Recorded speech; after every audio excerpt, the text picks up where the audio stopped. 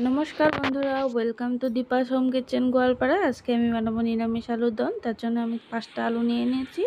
आलूगुलो भालो करे धुए प्रेसार कुकारे आमी सिद्ध बसिए दिएছি। और एदिके देखो निয়েছি आमी गोटा जिरा और शुकनो लंका, एगुलो आमी भालो करे पाटाते बेटे नेब।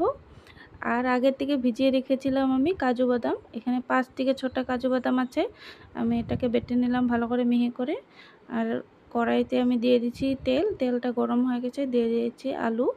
আলুগুলো আমি দু পিঠ ভালো করে ভেজে নেব। তারপরে দেখো আলুগুলো আমার লাল করে ভাজা হয়ে গেছে। এখন আমি আলুগুলো নামিয়ে নিলাম। ওই কড়াইতে এখন আমি দিয়ে দিব সর্ষের তেল। আলুর দম বানানোর জন্য কিন্তু এখানে সর্ষের তেলই দরকার। গরম তেলের মধ্যে আমি দিয়ে দিলাম অল্প পরিমাণে চিনি, চিনিটা আমি দিয়েছি কালারের জন্য।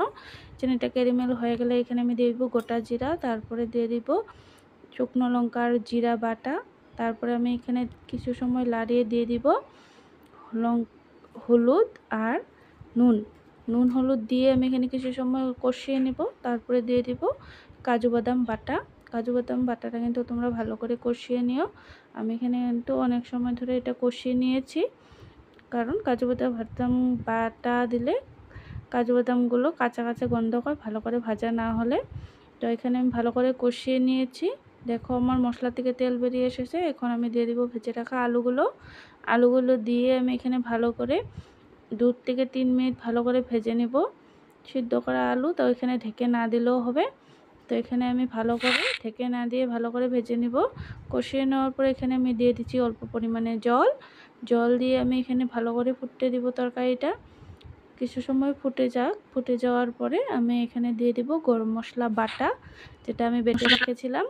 গরম মশলা বাটা আমি দিয়ে দিলাম। দিয়ে এখানে আমি ভালো করে অল্প সময় লাড়িয়ে ঢাকা দিয়ে রেখে দেব। তো গ্যাস আমি বন্ধ করে দিয়েছি, গ্যাসের ফ্লেম। এখন আমি এখানে পরিবেশন করে দেব।